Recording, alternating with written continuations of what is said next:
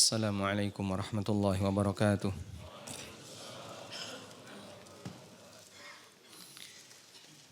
Alhamdulillahi rabbil alamin. Alladhi arsala rasulahu bil huda wa dinil haqq liyudhhirahu 'ala ad-dini kullih walau karihal musyrikun. Wa asyhadu an la ilaha illallah wahdahu la syarika lah. Wa asyhadu anna Muhammadan 'abduhu wa rasuluh. Sallallahu alaihi wa ala alihi wa sahbihi wa man tabi'ahum bi ihsanin ila yaumiddin. Alhamdulillah, kita memuji syukur kehadirat Allah Subhanahu wa taala sebagai bentuk at-tahadduts bin ni'mah yang diperintahkan oleh Allah di akhir dari surat Ad-Duha. Wa amma bi ni'mati rabbika fahaddits. Dengan nikmat yang telah Allah berikan kepada kalian, maka ceritakanlah. Dan salah satu di antara bentuknya adalah mengucapkan rasa syukur kehadirat Allah Subhanahu wa taala. Allah berikan kepada nabinya sallallahu alaihi wasallam satu janji yang sebagian ulama mengatakan janji itu adalah harapan terbesar bagi umat ini. Sehingga ayat itu disebut sebagai arja ayatin fil Quran, ayat yang memberikan harapan terbesar dalam Al-Quran. Janji apa itu? Wala sawfa yu'tika rabbuka fatarda. Rabbmu akan memberikan kepadamu sesuatu yang sampai membuat kamu ridha. Allah menjanjikan kepada nabinya sallallahu alaihi wasallam bahwa Allah akan memberikan kepada beliau sesuatu yang sampai membuat beliau ridha. Apa yang membuat beliau ridha? Ketika seluruh umatnya masuk surga. Sehingga kita punya harapan. Dengan janji ini di mana Allah akan memberikan sesuatu kepada Nabi SAW yang membuat beliau ridha. Dan beliau sangat merasa senang ketika seluruh umatnya masuk surga. Al-Hafidz Ibnu Katsir rahimahullah menyebutkan wala sawfa yu'tika rabbuka fatarda ay fid daril akhirah yu'tihi hatta yurdihi fi ummati. Maksudnya adalah besok di hari kiamat Allah akan berikan kepada beliau sesuatu yang membuat beliau ridha fi ummatihi, yang terjadi pada umat beliau. Wa fi ma'addahu lahu minal karamah, dan kemuliaan yang Allah janjikan untuk beliau. Wa min jumlatihi nahrul kautsar alladhi hafatahu qubabul lu'lu'i wal al-mujawwaf. Termasuk di antaranya adalah sungai Kautsar yang penuh dengan keindahan. Baik, sehingga jamaah yang dimuliakan Allah Subhanahu wa taala, kita mohon kepada Allah Subhanahu wa taala semoga kita dijadikan oleh Allah sebagai umat Nabi sallallahu alaihi wasallam sampai akhir hayat, sehingga ada harapan mudah-mudahan kita termasuk di antara orang yang dimasukkan oleh Allah ke dalam jannah. Di kesempatan kali ini kita akan mengangkat tema tentang jangan dekati zina. Salah satu di antara ayat yang Allah sebutkan di surat Al-Isra, wala taqrabuz zina innahu kana fahishatan wa sa'a sabila. Janganlah kalian dekati zina, sesungguhnya perbuatan zina adalah perbuatan fahisyah, perbuatan yang keji. Secara nurani manusia itu ditolak. Wasa'a sabila, dan jalan yang buruk. Bapak Ibu yang dimuliakan Allah Subhanahu wa taala, kita awali terlebih dahulu dengan melihat keindahan syariat ini. Ada 5 hal yang dikatakan oleh para ulama sebagai ad-daruriyat al-khams. 5 hal yang paling prinsip yang dijaga oleh syariat. 5 hal yang paling prinsip yang dijaga oleh syariat. Yang pertama adalah hifdzuddin, menjaga agama. Yang kedua, hifdzun nafs, menjaga jiwa. Yang ketiga, hifdzul mal, menjaga harta. Yang keempat, hifdzun nasl wal ir, menjaga kehormatan dan keturunan. Yang kelima apa? Satu lagi. hifdzu al-aql, menjaga akal. 5 hal ini yang paling prinsip yang dijaga oleh syariat sehingga disebut oleh para ulama dengan ad-daruriyatul khams atau maqasidus syariah. Tujuan dasar Allah Subhanahu wa taala menurunkan syariat. Dan salah satu di antara yang dijaga oleh syariat adalah hifdzun nasl wal ird, menjaga keturunan dan kehormatan. Karena itu adanya larangan zina dan praktek yang mengarah kepada zina, salah satu di antara tujuan besarnya adalah untuk menjaga kehormatan manusia dan menjaga nasab manusia. Sebab yang namanya dosa zina, dampak buruknya banyak. Banyak yang dirusak gara-gara zina. Merusak nasab, merusak hukum waris, merusak aturan masalah perwalian, merusak masalah mahram, hanya karena satu perbuatan. Sehingga dengan sebab satu perbuatan zina, kemudian terlahir seorang anak di luar nikah, maka rusaklah semua ini. Sehingga anak ini gak jelas, siapa nama bapaknya? Tidak ada. Dia terlahir di luar nikah. Lalu bagaimana mahramnya? Nanti juga rusak. Siapa mahramnya? Kemudian bagaimana warisannya? Bagaimana perwaliannya andaikan dia anak perempuan? Sebuah perbuatan maksiat tapi dampak buruknya banyak. Sehingga ketika dampak buruknya banyak, maka larangan yang diberikan oleh syariat adalah larangan yang penuh dengan penekanan. Karena itu Allah Subhanahu wa taala tidak melarang zina dengan kalimat wala taznu, janganlah kalian berzina, namun larangannya berupa wala taqrabu, jangan mendekati. Dan larangan jangan mendekati lebih kuat dibandingkan sebatas larangan untuk berbuat.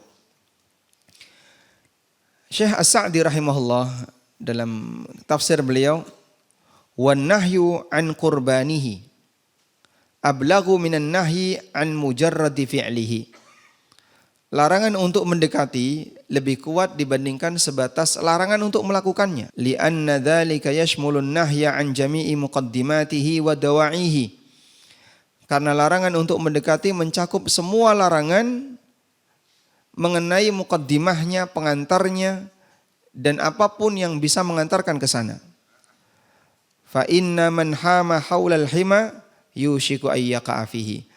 Karena siapa yang mengembalakan binatang ternaknya, mengembalakan kambing di sekitar daerah larangan, ada daerah wilayah yang ini dibatasi, tidak boleh ada satupun orang yang masuk. Di situ banyak rerumputan, tapi orang mengembalakan kambing di sekitarnya. Yushiku ayyarta'a fihi. Maka bisa jadi kambingnya akan menerobos ke dalamnya. Khususan hadzal amru alladzi fi katsirin min nufus aqwa da'in ilai. Terutama perkara zina, di mana banyak jiwa yang punya keinginan untuk melakukannya. Sebab manusia punya hawa nafsu, dia punya syahwat, sehingga untuk melakukan praktek zina ada dorongan kuat yang terjadi pada dirinya. Belum lagi didorong dengan gangguan setan dan seterusnya. Baik. Oleh karena itulah jamaah dimuliakan Allah Ta'ala, ada beberapa ayat dalam Al-Quran di mana larangannya itu bentuknya wala taqrabu. Larangannya bentuknya jangan dekati. Selain zina apa saja Pak? Selain zina di antaranya adalah jangan dekati harta anak yatim. Wala taqrabu malal yatimi illa billati hiya ahsan. Jangan kamu dekati harta anak yatim kecuali dengan cara yang terbaik. Kenapa larangannya wala taqrabu, bukan wala ta'kulu malal yatim? Karena orang punya kecenderungan untuk menguasai harta anak yatim. Sebab anak yatim ini enggak ngerti, dia masih kecil, belum bisa mikir, enggak ngerti berapa nilai harta yang ditinggalkan oleh bapaknya. Mungkin dikuasai oleh ibunya, kemudian dimanfaatkan oleh ibunya bukan untuk peruntukan anak ini, tapi untuk kemaslahatan ibunya atau untuk kepentingan ibunya dan seterusnya. Atau dikuasai oleh pamannya atau dikuasai oleh saudaranya. Sehingga anak yatim ini karena dia nggak ngerti hartanya diambil oleh orang lain. Maka Allah Subhanahu wa taala kasih peringatan, wala taqrabu malal yatim. Jangan kalian dekati harta anak yatim illa billati hiya ahsan, kecuali dengan cara yang terbaik.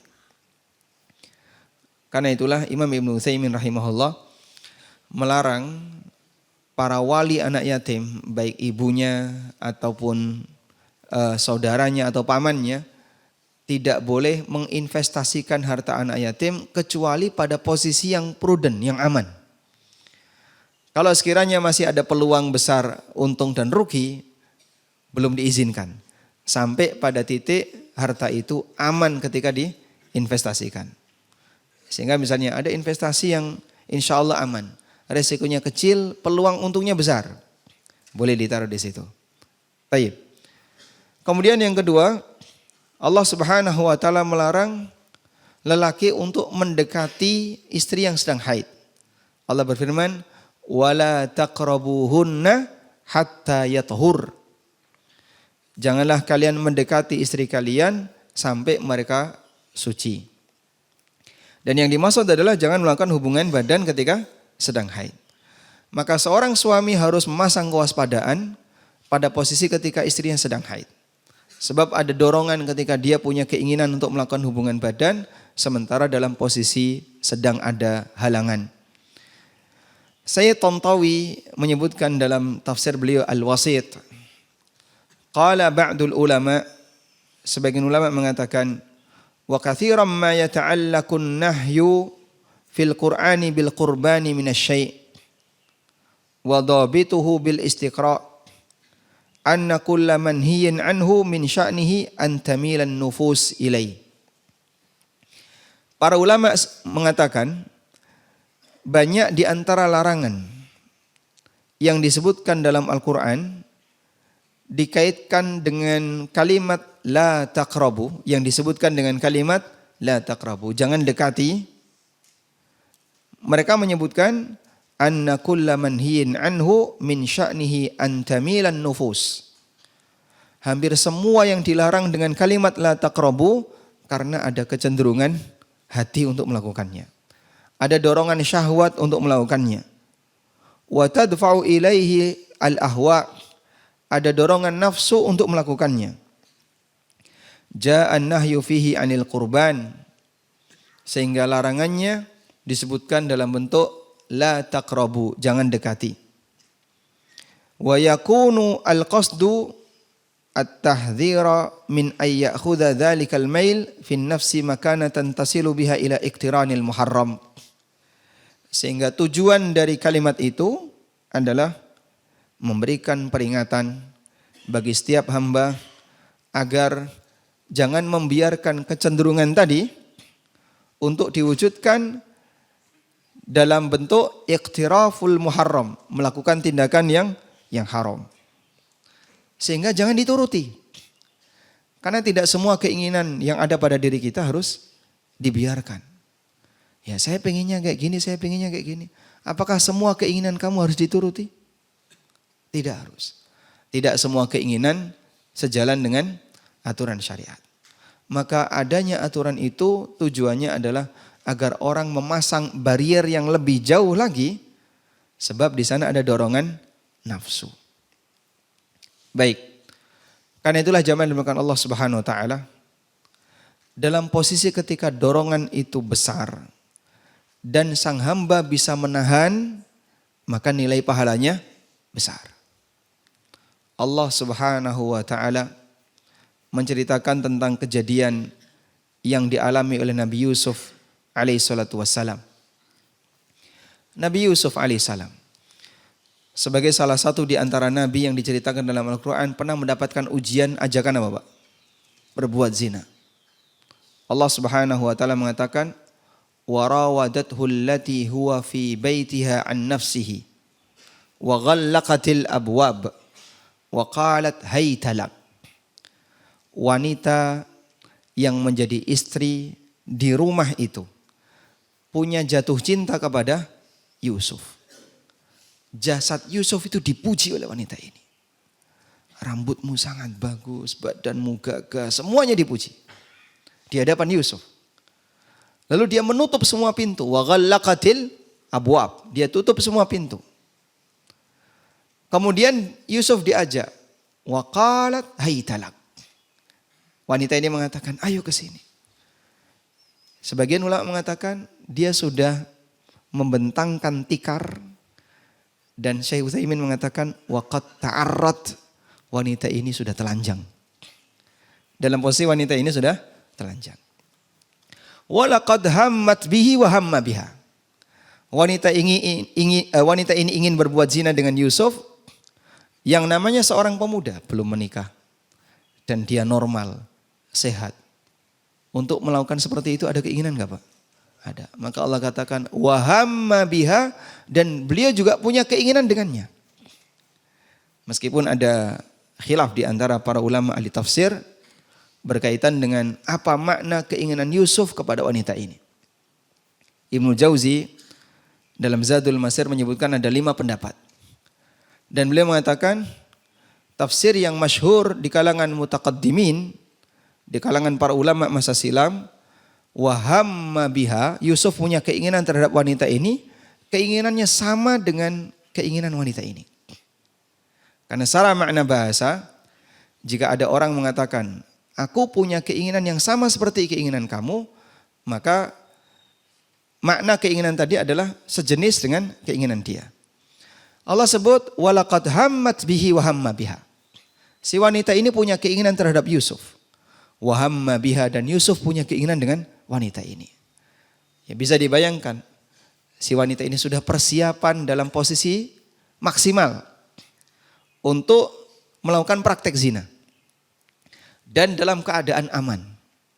Keadaan aman itu seperti ini, Pak. Kalau terjadi perbuatan zina, mana yang lebih menanggung malu? Ada 2 posisi ya. Yang satu orangnya lebih tinggi status sosialnya, yang satu orangnya lebih rendah status sosialnya. Yang lebih menanggung malu yang mana? Yang lebih tinggi. Sehingga ketika seorang pejabat selingkuh, siapa yang lebih menanggung malu? Pejabat. Baik laki maupun perempuan. Pejabat perempuan misalnya selingkuh dengan lelaki yang lain. Yang nanggung malu siapa? Si perempuan. Sebaliknya pejabat lelaki yang selingkuh, siapa yang menanggung malu? Si laki-laki. Sebab siapa yang lebih tinggi derajatnya, dia akan menutupi yang bawah. Misalnya pejabat perempuan selingkuh dengan tukang becak misalnya. Kemudian berita itu terbongkar. Maka yang viral siapa? Bukan becaknya, Pak. Becaknya enggak viral. Yang viral yang mana, Pak? Pejabatnya. Posisi Yusuf dalam hal ini sebagai pembantu. Dan wanita ini istri Al-Aziz. Istri seorang raja. Dia permaisuri. Maka kalaupun terjadi, yang lebih aman siapa? Si lelaki. Si lelaki ini tidak menanggung malu karena tertutupi dengan status wanita ini. Yang kedua, kalaupun hamil lelaki ini enggak kelihatan. Ketika dia ngilang, enggak ada bekas apapun. Beda dengan wanita ya. Baik. Maka dalam keadaan seperti ini, posisi Yusuf sangat aman. Terlebih lagi kejadian ini sudah disuasanakan oleh si wanita, sudah dikondisikan. Wa ghallaqatil abwab, semua pintu sudah ditutup. Wa qalat haytalak, kemudian dia mengajak si Yusuf untuk berzina. Namun Allah Subhanahu wa taala mengatakan, walaqad hammat bihi wa hamma biha laula ar-ra'a burhana rabbi kadzalika linasrifa anhu as-su'a wal fahsya innahu min ibadinal mukhlasin. Andaikan dia tidak melihat burhana rabbi, tanda kuasa Allah, pasti akan terjadi praktek zina itu. Sebagian ulama menafsirkan Yusuf melihat tanda kuasa Allah dalam bentuk Allah tampakkan wajah ayahnya. Yakub alaihissalam gigit jari. Yusuf alaihissalam yang berada di Mesir jauh dari keluarganya. Dalam posisi sedang hilang. Enggak ada berita. Sebab ketika Yusuf dimasukkan ke dalam sumur, laporan saudaranya kepada ayahnya apa? Mati. Dimakan serigala. Sehingga beliau berada di sebuah tempat yang tidak tahu gimana caranya pulang, gimana caranya untuk bisa kembali kepada bapaknya. Tapi ketika itu ditampakkan oleh Allah Subhanahu wa taala wajah sang bapak yang merupakan seorang nabi dalam keadaan gigit jari. Kadzalika linasrifa anhu su. Demikianlah kami palingkan Yusuf dari perbuatan keji. Yang dipahami oleh para ulama, hadza min madhari rahmatillah ala abdihi. Ini salah satu di antara contoh Allah tampakkan rahmatnya kepada hambanya. Sehingga sang hamba ketika dilindungi oleh Allah dari perbuatan zina, hakikatnya karena dia dirahmati oleh Allah Subhanahu wa taala. Seorang hamba ketika dia dijauhkan dari perbuatan maksiat, hakikatnya karena dia dirahmati oleh Allah. Sehingga Allah lindungi dia dari perbuatan zina. Allah lindungi dia dari perbuatan yang hina. Maka Allah muliakan sang hamba. Karena itulah Imam Hasan Al-Basri rahimahullah ketika beliau mengomentari ahli maksiat, kata beliau, hanu alaihi wa asau walau azzuhu la'asamahumullah. Orang yang berbuat maksiat, melakukan praktek zina dan seluruh turunannya, karena dia hina di mata Allah. Maka karena dia hina di mata Allah, Allah biarkan dia melakukan perbuatan hina. Allah biarkan dia melakukan tindakan yang hina. Andaikan dia itu mulia, pasti akan dilindungi oleh Allah Subhanahu wa taala. Sehingga para ulama dalam memahami kenapa terjadi maksiat, mereka mengatakan sebab sang hamba itu terhina di hadapan Allah, terhina di mata Allah, maka dia dibiarkan untuk melakukan perbuatan yang hina. Seperti itu bagaimana cara ulama memahaminya. Karena itulah jamaah dimulakan Allah Subhanahu wa taala, ketika kita tenggelam dalam perbuatan maksiat dan dimudahkan oleh Allah untuk melakukannya, maka koreksi pertama yang harus ada dalam diri kita, jangan-jangan karena aku adalah orang yang hina di hadapan Allah, maka Allah tidak melindungiku, tidak menjagaku untuk menghindari perbuatan maksiat tadi. Hanu alaihi fa'asauhu. Mereka hina di hadapan Allah sehingga dia tenggelam dalam perbuatan maksiat. Dibiarkan oleh Allah untuk melakukan tindakan yang hina. Walau azzuhu la'asamahumullah. Andaikan dia mulia di sisi Allah, pasti akan dilindungi oleh Allah Ta'ala. Selanjutnya, kata Sayyid Tantawi, ammal muharramatul lati lam yu'allif mithlan nufus, lam yu'allif mailan nufusi ilaiha, wala iqtida'a syahawati laha, fa innal ghaliba fiha ay yata'allaqa an-nahya anha binafsil fi'li la bil qurbani minhu.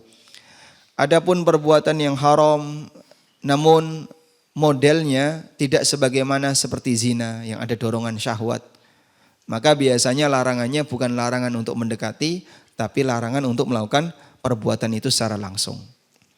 Baik. Kemudian jamaah yang dimulakan Allah Subhanahu wa taala, hakikat dari perbuatan zina itu adalah kezaliman kepada orang lain. Ada sisi kezaliman kepada orang lain. Sebagaimana disebutkan dalam hadis riwayat Ahmad dari sahabat Abu Umamah Al-Bahili radhiyallahu anhu. Beliau bercerita, inna fatan syaban atan nabiyya sallallahu alaihi wasallam. Ada seorang pemuda yang mendatangi Nabi sallallahu alaihi wasallam, lalu pemuda ini mengatakan, ya Rasulullah, idzan li bizina. Ya Rasulullah, izinkan aku untuk berzina. Dan beberapa kali Nabi SAW itu dimintai rekomendasi untuk maksiat. Sehingga ada orang datang, izinkan untuk berbuat ini, izinkan aku untuk berbuat ini. Beberapa kali beliau dimintai rekomendasi untuk berbuat maksiat. Dalam bayangan mereka, kalau sudah direkomendasikan dan difatwakan oleh Nabi SAW, maka jadinya legal. Orang Taif itu penduduk terakhir yang masuk Islam setelah daerah sekitarnya ditaklukkan. Mekah sudah ditaklukkan, Hunain sudah ditaklukkan, ini sudah ditaklukkan, tinggal Taif. Dan mereka lebih sulit untuk ditaklukkan karena tinggalnya di mana? Di bukit.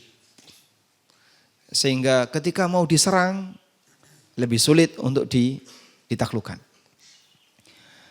Sampai kemudian masyarakat Taif sendiri merasa takut. Kalau kemudian kita bertahan seperti ini, belum masuk Islam, sementara masyarakat di sekitar kita semuanya sudah masuk Islam, wah kita bisa dihabisi nanti. Akhirnya mereka karena faktor ketakutan tadi mengirim delegasi kepada Nabi SAW agar menyampaikan beberapa pesan yang itu adalah permohonan masyarakat Taif. Ada 4 permohonan mereka. Wahai Nabi, kami siap masuk Islam dengan 4 syarat. 1, berhala Lata jangan dibongkar. Karena berhala Lata itu ada di Taif. Jadikan itu sebagai peninggalan sejarah, sebagai prasasti yang meskipun nanti tidak disembah. Tapi Nabi SAW gak setuju, tetap akan kita bongkar. Yang kedua, khamr itu minuman sehari-hari kami. Maka tolong jangan diharamkan. Yang ketiga, riba itu aktivitas ekonomi kami. Sehingga jangan sampai dilarang. Zina itu praktek keseharian kami. Izinkan kami melakukannya. Tapi enggak mungkin Nabi SAW mengubah hukum. Sehingga apapun yang sudah dilarang oleh Allah Subhanahu wa taala, walaupun kompensasinya mereka akan masuk Islam, satu wilayah, satu Taif semuanya akan masuk Islam. Namun Nabi SAW tidak mau menuruti mereka. Abdu Yalil di antara delegasi Taif yang dia pernah punya sejarah hitam dengan Rasulullah SAW sampai Nabi SAW dilempari batu itu gara-gara orang ini. Itu yang paling bersih tegang dengan Rasulullah SAW saat di Madinah untuk menawar ini. Tapi Nabi SAW tidak mengizinkannya. Baik, pemuda ini datang kepada Nabi SAW, minta izin. Ya Rasulullah, i'dzan li bizzina. Ya Rasulullah, izinkan aku untuk berbuat zina. Faqbalal qaumu alaihi fazajaruhu wa qalu mahma. Maka banyak sahabat yang berusaha untuk melarang orang ini dan mereka mengatakan, jangan, enggak boleh. Nabi SAW mengatakan, udunuhu. Coba bawa dia mendekat. Fadana minhu qariban. Kemudian orang ini mendekat ke hadapan Rasulullah SAW. Ijlis fajalasa. Silakan duduk. Qala, mulailah terjadi dialog. Nabi SAW mengingatkan tentang haramnya zina dari hati ke hati. Pakai bahasa nurani. Atuhibbuhu li ummik. Qala la, wallahi ja'alani Allahu fidak. Nabi SAW tanya, gimana kalau ada orang zina sama ibumu? Dia langsung emosi. Saya enggak ridho. Demi Allah, diriku jadi jaminannya. Kemudian Nabi SAW mengatakan, walan nasu yuhibbunahu li ummatiha. Demikian pula semua orang enggak bakalan ada yang ridho ketika ibunya berzina dengan orang lain. Qala afatuhibbuhu libnatik. Bagaimana kalau kamu punya anak perempuan? Apakah kamu ridho kalau anak perempuanmu zina sama orang? Dia bilang, la wallahi ya Rasulullah. Ja'alani Allahu fidaka. Demi Allah ya Rasulullah, aku enggak ridho. Kalau sampai aku punya anak perempuan, kemudian dizinai sama lelaki yang lain. Nabi SAW mengatakan, walan nas yuhibbuna libanatihim. Orang lain juga enggak ada yang ridho kalau sampai putrinya dizinai sama lelaki yang lain. Atuhibbuhu li ukhtik. Bagaimana kalau ada orang yang zina sama saudarimu? Aku enggak ridho ya Rasulullah. Aku enggak ridho. Bagaimana dengan bibimu? Bagaimana dengan ini? Disebutkan satu demi satu perempuan-perempuan yang ada di sekitar lelaki ini. Yang namanya zina, pasti pasangannya adalah salah satu di antara wanita di sekitar lelaki. Ibunya seseorang, putrinya seseorang, saudari perempuannya seorang lelaki, bibinya, baik bibi dari bapak atau bibi dari ibu. Walan nasu yuhibbunahu li khalatihim. Tidak ada satupun wanita yang ridha ketika bibinya dizinai oleh lelaki yang lain. Sampai pada posisi terakhir Nabi sallallahu alaihi wasallam fa wada'a yadahu alaihi. Nabi sallallahu alaihi wasallam meletakkan tangan beliau di dada orang ini. Wa qala, dan beliau berdoa, Allahumma ighfir dzambah wa tahhir qalbah wa hassin farjah.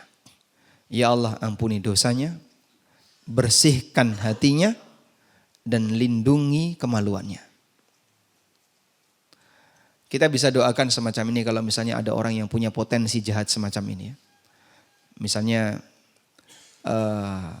ada anak laki-laki atau siapapun di antara saudara kita yang mungkin kita pernah mendengar dia pernah melakukan penyimpangan berkaitan dengan masalah seksual. Doakan dia. Allahumma ighfir dzambah wa tahhir qalbah wa hassin farjah. Ya Allah, ampuni dosanya, bersihkan hatinya, dan jaga kemaluannya. Sebagaimana doa ini dibutuhkan oleh seluruh muslim agar dia terjaga kehormatannya sampai mati. Sebab jika di zaman Nabi SAW yang mereka ketemu Rasulullah SAW, potensi syahwat itu terjadi dan sampai mereka ada yang minta untuk diizinkan berbuat zina, apalagi di masa sekarang. Praktek zina dulu dengan sekarang banyak mana, Pak? Hah? Nggak bisa dibandingkan. Sekarang Masya Allah. Ada satu penelitian, katanya ini tahun 91 penelitiannya, 91 atau 96 ya, antara itu ya. Penelitian ini dilakukan oleh salah seorang dosen psikologi di UGM, namanya Pak Jamaluddin Ancok. Beliau biasa mengajar psikologi Islam. Jadi beliau menyampaikan di Indonesia di tahun itu, anggaplah misalnya 96, terjadi pemerkosaan Pak. Setiap 6 jam sekali. Itu pemerkosaan ya Pak ya. Yang terlapor. Rata-rata setiap 6 jam sekali. Jadi kalau jam 6 terjadi pemerkosaan di Jakarta, jam 12 siang nanti sudah di kota yang lain ada, se-Indonesia. Itu yang terlapor. Yang zina kan gak terlapor Pak. Sehingga kalau dibuat rata-rata, wallahu alam. Maka dalam situasi semacam ini, merebaknya praktek zina, bahkan jadi bisnis, sudah selayaknya kita jaga diri kita, keluarga kita, terutama putri-putrinya, agar dilindungi dengan baik, dijaga dengan baik, jangan sampai masuk dalam kubangan wasa'a sabila. Setelah pemuda ini didoakan oleh Nabi SAW, kata Abu Umamah, falam yakun ba'da dzalika al-fata yaltafitu ila syai'in. Maka sejak saat itu si pemuda ini tidak pernah menoleh, tidak pernah punya keinginan untuk berbuat zina. Baik. Selanjutnya, untuk menjaga agar tidak terjadi tindakan mendekati zina, maka Allah Subhanahu wa taala berikan syariat-syariat yang melindungi aturan ini. Di antaranya adalah pertama, perintah bagi wanita untuk menjaga kehormatan. Dan juga perintah bagi wanita untuk menjaga pandangan. Allah Ta'ala berfirman di surat An-Nur ayat 31, wa qul lil mu'minati yaghdudna min absarihin wa yahfadna furujahun wa la yubdina zinatahun illa ma dhahara minha wal yadribna bi khumurihin ala juyubihinna wa la yubdina zinatahun. Katakan kepada para wanita mukminah, yaghdudna min absarihin, agar mereka menundukkan pandangannya. Wa yahfadna furujahun, dan menjaga kemaluannya, menjaga kehormatannya. Dan jangan dia tampakkan zinatahun, perhiasan pada dirinya. Yang dimaksud adalah perhiasan tahu? Tempat perhiasan. Tempat perhiasan itu mana saja? Kalung, gelang, ya, anting. Jangan ditampakkan. Wal yadrib illa ma dhahara minha, kecuali perhiasan yang nampak. Maka perhiasan itu ada dua, ada zinah batinah dan ada zinah zahirah. Perhiasan yang batin dan ada perhiasan yang zahir. Allah melarang jangan tampakkan perhiasan, wala yubdina zinatahunna illa ma dhahara minha. Janganlah para wanita menampakkan perhiasannya kecuali ma dhahara minha, yang nampak. Nah, ma dhahara minha itu namanya zina zahira. Zina zahira itu apa sih Pak? Pakaiannya, itulah zina zahira. Karena pakaian itu termasuk zina. Allah berfirman, ya ayuhan nas, ya bani Adam, khudhu zinatakum inda kulli masjidin. Wahai bani Adam, gunakanlah zinah kalian ketika ke masjid. Yang dimaksud zina di situ apa? Pakaian. Gunakanlah pakaian yang sopan, yang rapi ketika kalian ke masjid. Allah sebut pakaian dengan zina. Dan itu yang dimaksud zina zahira. Baik. Sehingga perintah bagi wanita itu ada dua. Menjaga pandangan. Yang kedua, menjaga kehormatan, menjaga aurat. Jangan sampai ditambahkan kepada yang lain. Sebab pemicu terbesar terjadinya zina adalah di bagian ini. Mereka pamer aurat, mereka membuka aurat sehingga ada ketertarikan dari lawan jenis untuk melakukan praktek yang terlarang.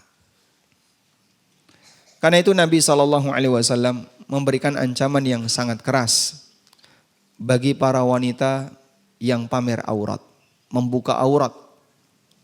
Dalam hadis riwayat Muslim, mungkin Bapak Ibu sudah sering mendengar hadis ini. Sinfani min ahlin nar lam arahuma. Ada dua jenis penduduk neraka yang belum pernah aku lihat. Rasulullah SAW tidak pernah melihat dua jenis penduduk ini di masa beliau. Yang pertama, rajulun ma'ahum siyat yadribuna bihan nas. Orang yang kemana-mana bawa cemeti dipakai untuk mukuli orang lain. Maksudnya adalah pemimpin yang zalim. Lalu yang kedua kata beliau, wanisaun kasiyatun ariyatun ma'ilatun mumilatun ru'usuhunna ka'asnimatil bukhtil ma'ilah. Wanita yang berpakaian tapi hakikatnya telanjang. Nisaun kasiyatun ariyat. Dia berpakaian tapi hakikatnya telanjang. Ma'ilatun mumilatun, yang suka megal-megal. Ru'usuhunna ka'asnimatil bukhtil ma'ilah. Di kepalanya seperti ada punuknya. Pakai apa Pak? Konde. Ya. Makanya walaupun pakai jilbab, tidak boleh jilbab punuk. Tidak boleh ada apanya? Ada sanggulnya, kondenya. Sehingga ketika pakai jilbab, ya, belakangnya jendol panjang atau atasnya jendol panjang. Tidak boleh. Sebab praktek ini budaya jahiliyah. Yang mereka melakukan tabarruj yang dikatakan oleh Allah, wala tabarrujna tabarrujal jahiliyatil ula. Janganlah para wanita itu melakukan tabarruj jahiliyah dan tabarruj ala jahiliyah. Salah satunya adalah pakai kondi.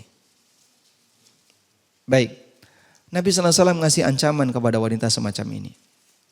La yajidna rihaha. Mereka tidak akan mendapatkan aroma surga. La yadkhulnal jannah wa la yajidna rihaha. Mereka tidak masuk surga dan tidak mendapatkan aroma surga. Meskipun aroma surga bisa dijangkau dari jarak yang jauh. Lalu siapa yang dimaksud kasiyatun ariyat? Wanita yang berpakaian tapi telanjang. Ada 3 tafsir. Yang pertama, dia berpakaian tapi enggak lengkap. Cuman kaosan sampai lengan. Pakai rok atau celana, betisnya kelihatan. Yang kedua, ketat. Pakaiannya ketat sehingga membentuk lekuk badan. Yang ketiga, transparan. Ketika seorang wanita memakai pakaian dengan 3 kriteria ini, berarti hakikatnya dia berpakaian tapi telanjang. Memicu syahwat orang yang melihat. Dan Nabi SAW juga ngasih peringatan tentang masalah parfum. Rasulullah SAW pernah mengatakan, ayyuma imra'atin ista'tarat famarrat liyajida rihaha. Siapapun wanita yang pakai parfum, lalu dia lewat di hadapan lelaki agar mereka bisa mencium aroma wanginya, fa'lam annaha zaniyah. Hakikatnya dia adalah, ketahuilah dia itu wanita pezina. Masya Allah. Ini banyak sekali di sekitar kita. Artinya perbuatan seperti ini terlarang, termasuk perbuatan dosa, karena bisa memicu terjadinya praktek yang berbahaya. Ya. Beberapa teman-teman yang belum menikah, ya, para jomblo di Jakarta, ada salah satu di antara mereka tanya ke saya, gimana ya Pak Ustadz kalau saya sedang naik motor tiba-tiba ada yang balap. Ya. Nah, memang ada masalah apa di Jakarta kan udah biasa balapan. Ya, yang balap tuh ibu-ibu mau ke kantor. Ibu-ibu mau ke kantor. Ketika dibalap ibu-ibu, yang terjadi apa Pak? Dia mencium parfum. Apa yang harus dilakukan? Kamu balap gantian. Jadi kamu berada di depannya, jangan di belakangnya. Tapi malah dinikmati di belakangnya. Baik. Demikian pula perintah untuk menjaga pandangan bagi laki-laki. Wa qul lil mu'minina yaghuddu min absarihim wa yahfadzu furujahum. Perintahkan kepada lelaki yang mukmin untuk menundukkan pandangan mereka dan menjaga kemaluan mereka. Sehingga lelaki diperintahkan jaga pandangan, sebagaimana wanita diperintahkan menjaga pandangan. Demikian pula dalam syariat ini ada larangan untuk berkhalwat, berduaan dengan lelaki yang dengan lawan jenis yang bukan mahram. Rasulullah SAW bersabda dalam hadis riwayat Bukhari Muslim, la yakhluwanna rajulun bimra'atin illa wa ma'aha dzu mahramin. Jangan sampai seorang lelaki berduaan dengan wanita kecuali ditemani mahramnya. Nah, punya pembantu ini agak sensitif Pak. Begitu dia bapak-bapak datang sampai rumah ngetok pintu, yang bukain pembantu. Ibu mana? Di kantor. Gak ada siapapun di situ. Masuk gak Anda? Atau milih ke masjid?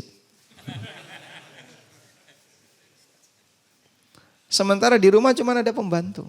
Anak-anak gak ada, istri gak ada, dan Anda butuh untuk masuk rumah. Nah, seperti ini tidak boleh, karena jadinya berduaan dengan wanita yang bukan mahram. Baik. Solusinya gimana?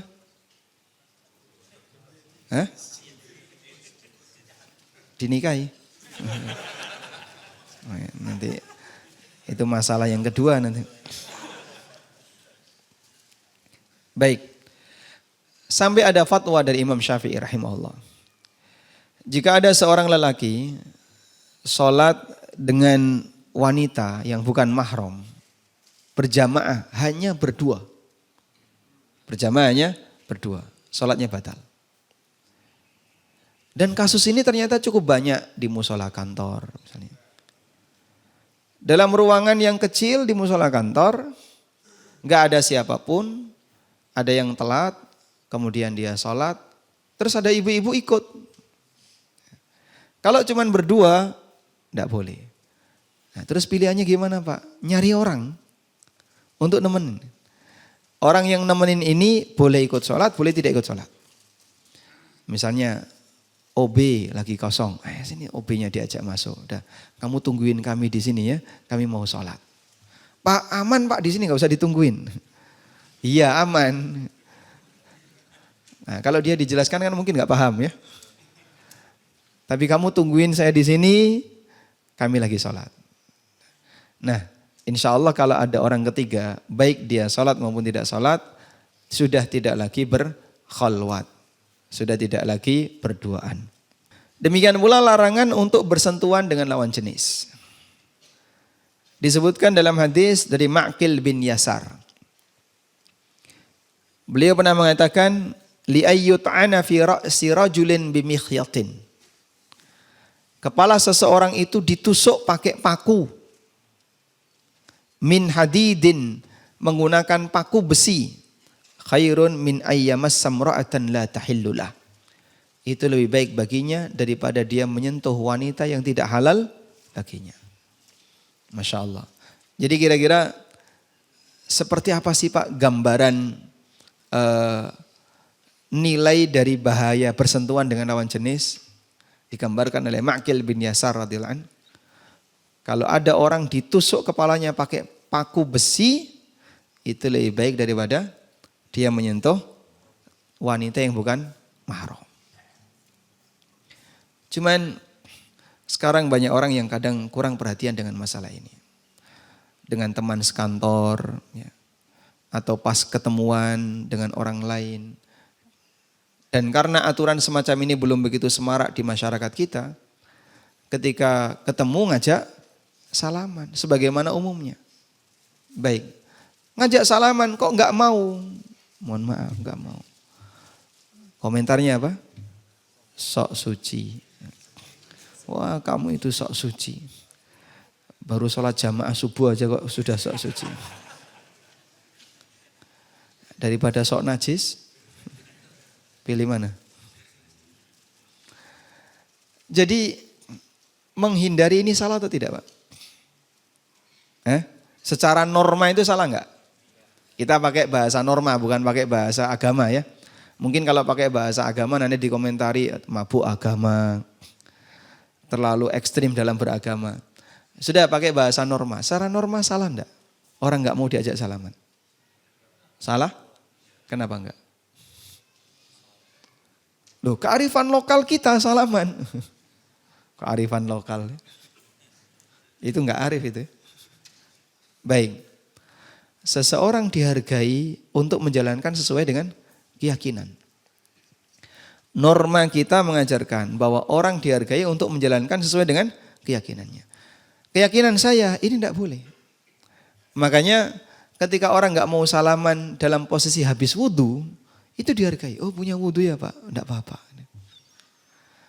Orang nggak mau salaman karena dia punya wudhu, lebih dihargai daripada nggak mau salaman karena alasan dosa. Tidak mau salaman karena punya wudhu, alasannya apa? Nggak mau wudhunya batal. Sudah?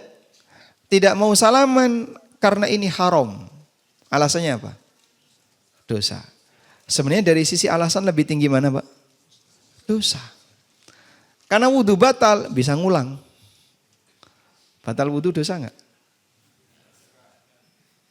Yang benar. Hah? Batal wudhu dosa enggak? Ngentut dosa enggak? Tidak. Sehingga kalau orang batal wudhu, ya tinggal ngulang wudhu selesai. Lebih ringan daripada dosa. Karena kalau kita berbuat dosa, ada enggak jaminan dosa itu hilang? Enggak tahu Pak. Saya sudah wudhu. Wudhumu belum tentu ngilangin dosa. Meskipun wudhu bisa menghilangkan dosa, tapi belum tentu bisa ngilangin dosa kamu itu. Maka alasan batal wudhu sebenarnya lebih ringan daripada alasan takut dosa. Cuman sebagai siasat kalau kita ketemu dengan masyarakat atau di area-area tertentu yang harus salaman, kami sarankan sebelum masuk kantor wudhu dulu. Tampakkan Anda basah, insya Allah ketika diajak salaman aman. Wallahu alam. Baik, demikian yang bisa kita sampaikan sebagai pengantar. Semoga bermanfaat. Wassallallahu ala nabiyyina Muhammadin wa ala alihi wa sahbihi wasallam.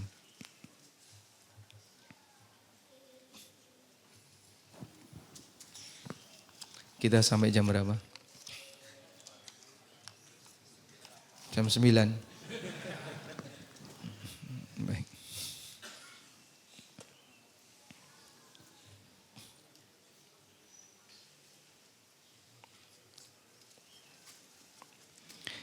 Ini ada pertanyaan ya.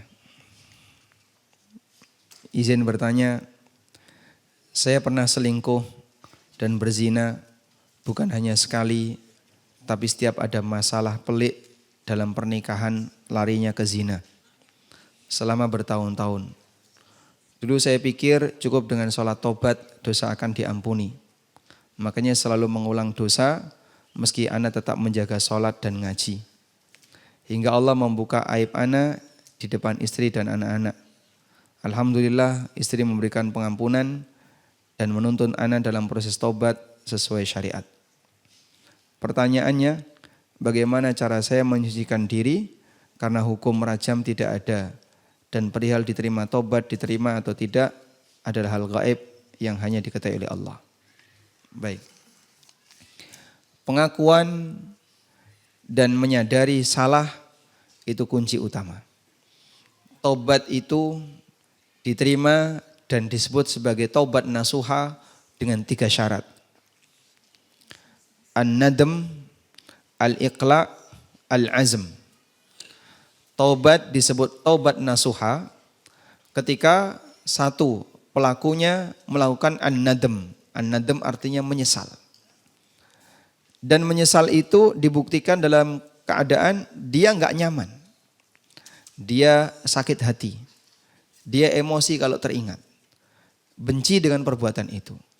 Dia menyesal. Sehingga orang yang menyesal adalah mereka yang tidak suka dengan perbuatan maksiat yang dia taubati. Ini an-nadam. Dan Nabi SAW mengatakan, an-nadmu huwa taubah. Penyesalan itu inti dari taubat. Oleh karena itu, penyesalan berangkat dari merasa bersalah. Kalau yang bersangkutan tidak pernah merasa bersalah, selamanya tidak akan menyesal. Yang kedua, al-iqla, melepas perbuatan itu.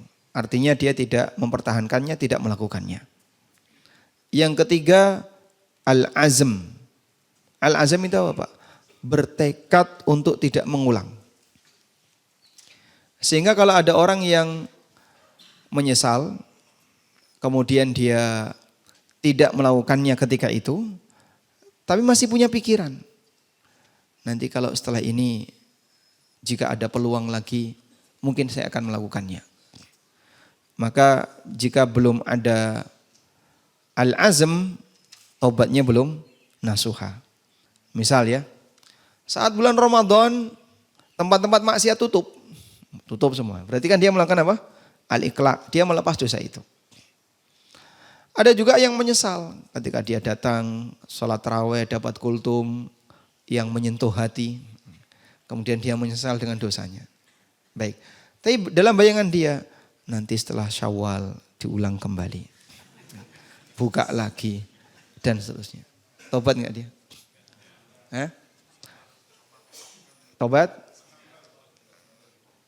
Ketika masih ada rencana untuk melakukannya dalam situasi yang berbeda, berarti yang bersangkutan belum tobat. Sehingga orang yang ketika Ramadan tobat, pasca Ramadan balik lagi, dan itu direncanakan, berarti di sana tidak ada al-azm, tidak ada tekad untuk meninggalkannya.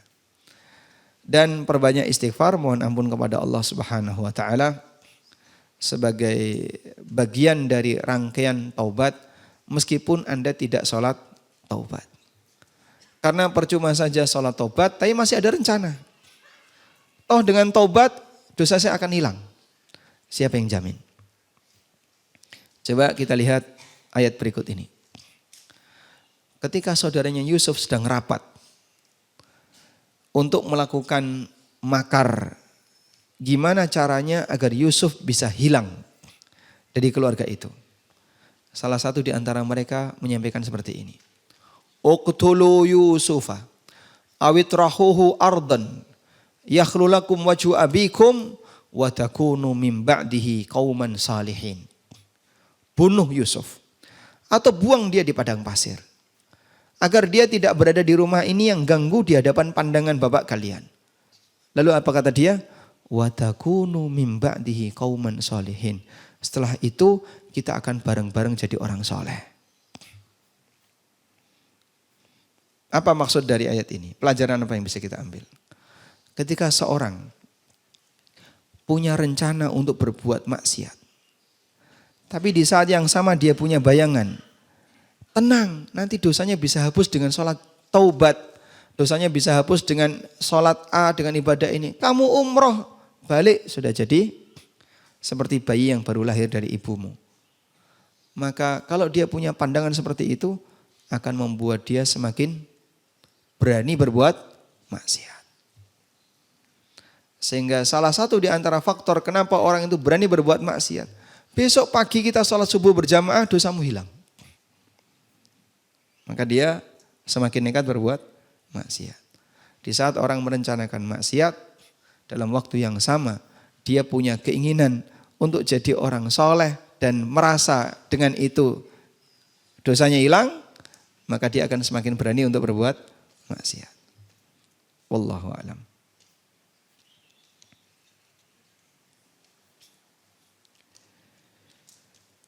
Assalamualaikum waalaikumsalam. Gimana wanita nikah dalam keadaan hamil, punya anak 4, wanita juga gimana perwaliannya? Nikah dalam kondisi sudah hamil dan anaknya perempuan. Baik. Pertama, bahwa penjelasan ini berlaku bagi orang yang sudah punya kasus, bukan ajakan untuk berkasus. Sehingga penjelasan ini sifatnya memberikan solusi, ya. Bukan mengundang orang untuk melakukan pelanggaran. Bahwa seorang lelaki yang berzina dengan wanita, baik hamil atau tidak hamil. Kemudian setelah itu mereka tobat, nyesel. Terus dinikahkan. Apakah hukumnya boleh? Padahal wanita ini dalam kondisi hamil. Jawabannya boleh menurut pendapat jumhur ulama. Artinya nikahnya sah. Walaupun dia hamil. Dengan syarat yang menikahinya adalah lelaki yang berzina dengan dia. Sudah? Sebagai konsekuensinya, maka anak yang muncul setelah akad nikah dinasabkan kepada sang bapak. Baik, lalu nasib anak pertama gimana? Kan anak ini terjadi sebelum nikah. Berarti dia tercipta, bukan terlahir lah. Terlahirkan nanti, karena kan nikahnya setelah hamil sebelum melahirkan. Maka anak pertama terwujud sebelum pernikahan, di luar akad nikah. Baik, ini anak zina. Ini anak zina. Nah, untuk anak zina,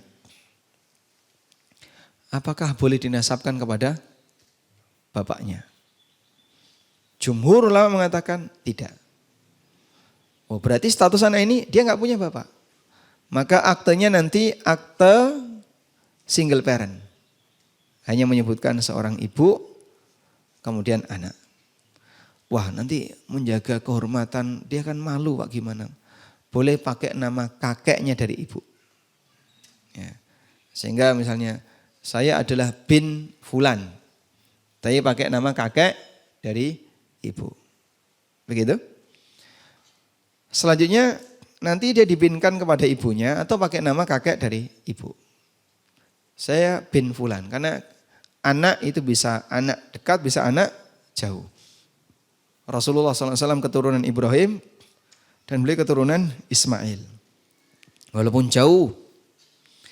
Selanjutnya, perwaliannya gimana? Nah, ini yang agak repot. Karena di negara kita itu mengikuti KHI. Sehingga untuk kegiatan perwalian, masalah apalagi masalah waris dan seterusnya, acuannya KHI. Nah, perwalian nikah kan berarti saat dia didaftarkan di KUA, maka nanti akan diwalikan oleh orang tuanya yang tercatat. Oleh orang tuanya yang tercatat.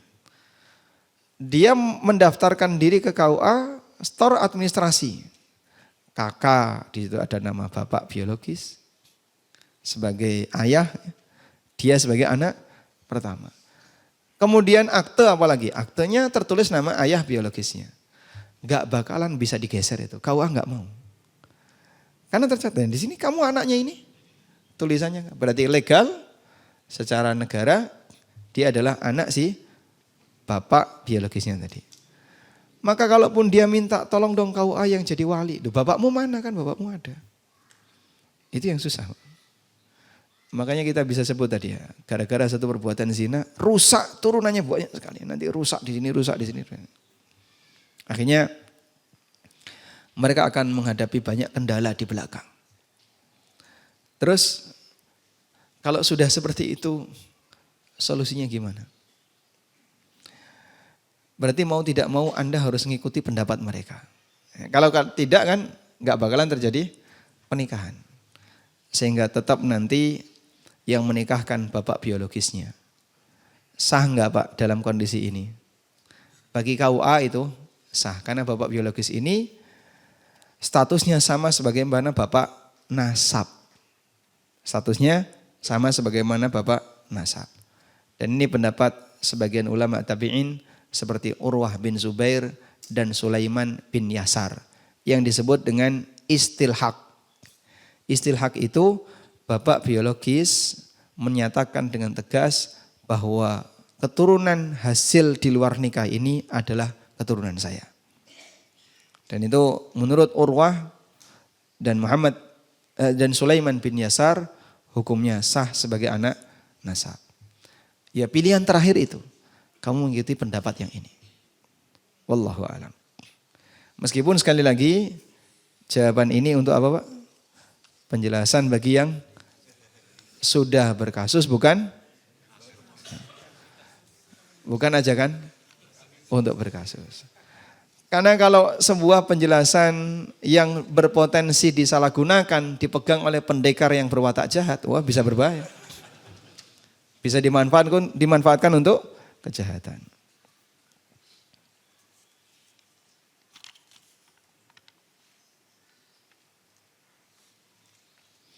Assalamualaikum warahmatullahi wabarakatuh. Waalaikumsalam warahmatullahi wabarakatuh.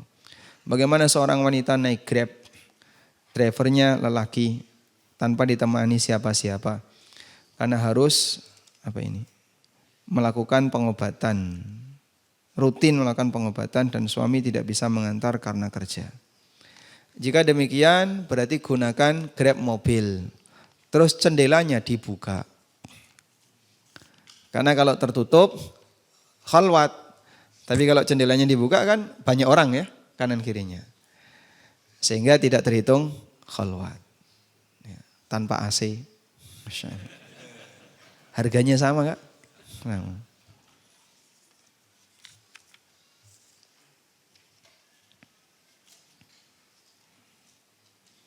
Bagaimana dengan pelaku zina di pesantren yang dilakukan oleh gurunya ke santri wanita?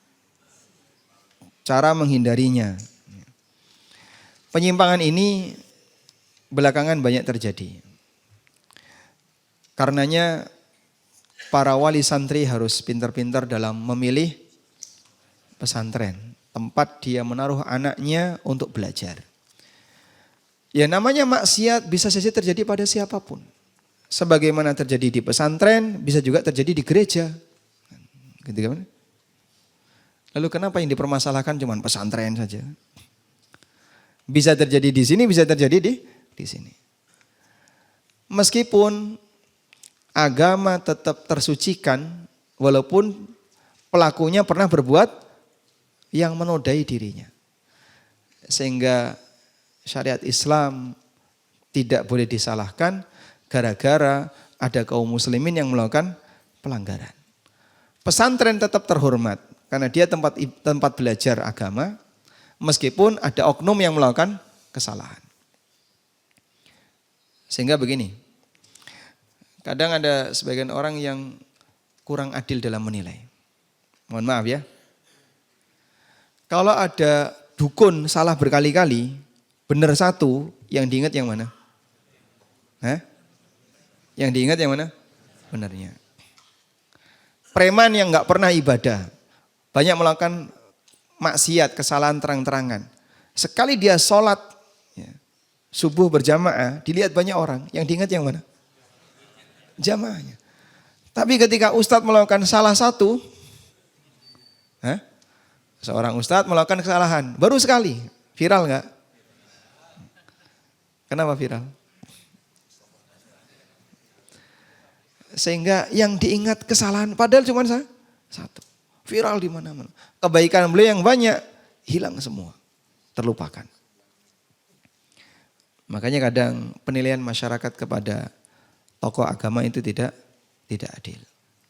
Ya, meskipun kita sepakat kalau misalnya ada pelanggaran seksual semacam ini, ya, berarti yang bersangkutan harus segera diberi tindakan agar tidak semakin merebak di mana-mana. Namun kita tidak boleh kemudian menutup mata bahwa pesantren itu adalah apa? Adalah tempat untuk belajar agama yang harus kita jaga kemuliaannya.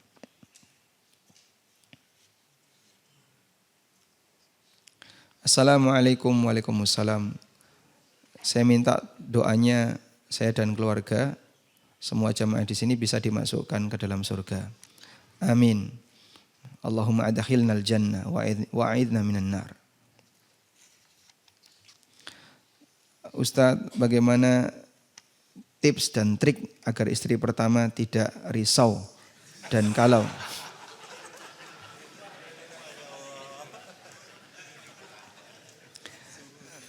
Istri pertama saya risau dan galau karena saya poligami. Poligami awal tidak diketahui oleh istri pertama sampai saya ketahuan beberapa tahun yang lalu. Bagaimana nasihat saya untuk menjalankan poligami ini agar selalu samawa, sakinah, mawaddah dan rahmah. Awalnya ingin poligami itu tujuannya agar tidak mendekati zina pada masa zaman yang penuh maksiat. Bapak minta nasihat kepada orang yang salah. Nah, saya belum pernah pengalaman seperti itu. Jadi nggak kebayang. Maka kalau Anda minta nasihat terkait masalah poligami, saya belum cukup umur untuk membahas itu. Ya. Insya Allah. Barangkali ada yang mau menggantikan? Wallahu a'lam. Ada pasangan yang sudah menikah, namun curiga atau suaminya curiga istrinya adalah anak di luar nikah. Ibu dari istrinya tersebut menikah kembali. Namun ketika menikah bapak tirinya tersebut menjadi wali. Bagaimana yang harus dilakukan? Apa harus menikah kembali? Baik. Jadi bapak tiri tidak bisa jadi wali. Yang bisa jadi wali itu bapak kandung dan keluarganya. Hanya keluarga dari jalur laki-laki. Kalau Anda yakin yang jadi wali ini bukan orang yang berhak, maka langsung balik ke KUA, sampaikan apa adanya dan minta keputusan dari KUA. Nah, biasanya jika pegawai KUA paham tentang itu dan dia bisa bersikap bijak, nanti akan dinikahkan ulang dengan KUA sendiri atau mungkin dicarikan walinya yang sah. Alhamdulillah kalau bisa diulang seperti itu, sehingga pernikahan kemarin dianggap tidak diakui. Nah, pertanyaannya, pernikahan kemarin kan sudah lama Pak. Mungkin sudah anggaplah 1 tahun. Yang tentu saja sudah terjadi hubungan. Nah, status pernikahan yang tidak sah karena tidak tahu. Bahkan sampai terjadi hubungan, ini yang disebut dengan nikah syubhat. Disebut dengan nikah syubhat. Status nikahnya secara syar'i tidak sah, tapi diyakini oleh pelaku sah karena tidak tahu. Nah, nikah syubhat jika sampai terjadi anak, namanya anak syubhat. Bisa dinasabkan ke bapak, tapi setelah itu mereka dipisahkan. Nah, kemudian nanti jika masih bisa menikah, dinikahkan lagi. Ada seorang sahabat yang menikah dengan seorang wanita, ya. Setelah sekian waktu, tiba-tiba ada ibu-ibu tua datang terus bilang, kamu dan istrimu pernah saya susui. Kaget mereka berdua. Maka laporlah sahabat ini kepada Rasulullah sallallahu alaihi wasallam. Lalu Nabi SAW mengatakan, kaifa wa qad qil. Lah gimana lagi kalau memang sudah dilaporkan seperti itu? Tapi kan nggak ada bukti. Masa menyusui harus pakai saksi? Sehingga ada sebuah pernyataan yang diterima tanpa saksi. Itu menyusui. Maka si wanita ini ketika dia mengatakan, kamu dan istrimu pernah saya susui. Rasulullah SAW tidak meminta dia carikan saksi. Karena nggak ada ceritanya menyusui pakai saksi. Ada dua bapak-bapak datang ke sini. Tolong saksikan Pak ya, saya mau menyusui bayi ini. Nah, tidak akan terjadi. Oleh karena itu, dalam kondisi tadi, yang bersangkutan sah. Dan Nabi SAW tidak menghukum orang ini. Wah berarti sudah berapa kali kamu hubungan badan? Selama pernikahan yang tidak sah ini, kamu harus dirajam, kamu harus dicambuk. Tidak. Karena mereka tidak tahu. Itu namanya nikah syubhat. Di surat An-Nur ayat 2 dan 3 tertulis, jangan berbelas kasih pada pezina dan pezina tidak pantas menikah. Apakah jika pasangan kita jelas pezina, kita lihat dan diakui yang bersangkutan, lalu dia janji akan taubat nasuha dan kita memaafkan, bisa diartikan bahwa kita berbelas kasihan dan menghalangi hukum Allah? Haruskah pernikahan di-freeze dahulu hingga taubatnya terbukti? Tapi bukankah taubat itu hanya Allah yang tahu? Yang betul ataukah dusta? Baik. Jadi yang dilarang oleh Allah di awal dari surat An-Nur adalah seorang yang baik laki maupun perempuan tidak boleh menikah dengan orang yang berzina. Allah Subhanahu wa taala mengatakan, az-zaniyatu la yankihu illa zaniyatan aw musyrika. Waz-zani la yankihu illa zanin aw musyrik. Waz-zani la yankihu illa zaniyatan aw musyrika. Wanita pezina, az-zaniyatu la yankihu illa zanin aw musyrik. Wanita pezina tidak akan dinikahi kecuali oleh lelaki pezina atau lelaki musyrik. Waz-zani la yankihu illa zaniyatan aw musyrika. Dan lelaki pezina tidak akan menikah kecuali dengan wanita pezina atau wanita musyrikah. Baik. Lalu di akhir ayat Allah mengatakan wa hurrima dzalika 'alal mu'minin, dan itu diharamkan bagi orang mukmin. Maka para ulama memberikan kesimpulan dari ayat ini, jika ada orang baik mau nikah dengan calon yang punya pengalaman zina, syaratnya satu, harus taubat. Baik laki maupun perempuan. Dengan dibuktikan misalnya dia sudah tidak ada keinginan lagi untuk mengulang perbuatan maksiat itu, dan dia betul-betul serius taubat. Nah, ketika sudah serius taubat, maka boleh nikah. Baik. Sedangkan maksud jangan berbelas kasihan itu adalah ketika ditegakkan hukuman. Kalau ditegakkan hukuman, az-zanitu waz-zani fajliduhum mi'ata jalda. Fajlidu kulla wahidin minhum mi'ata jalda. Wanita bezina dan lelaki bezina cambuk masing-masing 100 kali. Wala ta'khudkum bihima ra'fatun fi dinillah. Jangan sampai rasa kasihan kalian menghalangi untuk ditegakkan aturan Allah. Jadi begitu dicambuk dapat 50. Orangnya sudah enggak kuat. Wah, kasihan ini, kasihan. Enggak boleh. Dia boleh ditunda ketika orangnya sudah tidak sanggup untuk bertahan, tapi tidak boleh dihapuskan. Kalau dihapuskan berarti dia mengubah aturan Allah. Wallahu a'lam. Baik, selanjutnya kita bagi buku. Nah, ini banyak sekali. Gini aja, yang tadi merasa bertanya ambil gitu aja. Selesai insya Allah ya, secukupnya. Demikian, wassallallahu ala nabiyyina Muhammadin wa ala alihi wa sahbihi wasallam. Wa akhiru da'wana anil hamdulillahi rabbil alamin. Wassalamualaikum warahmatullahi wabarakatuh. Waalaikumsalam warahmatullahi wabarakatuh.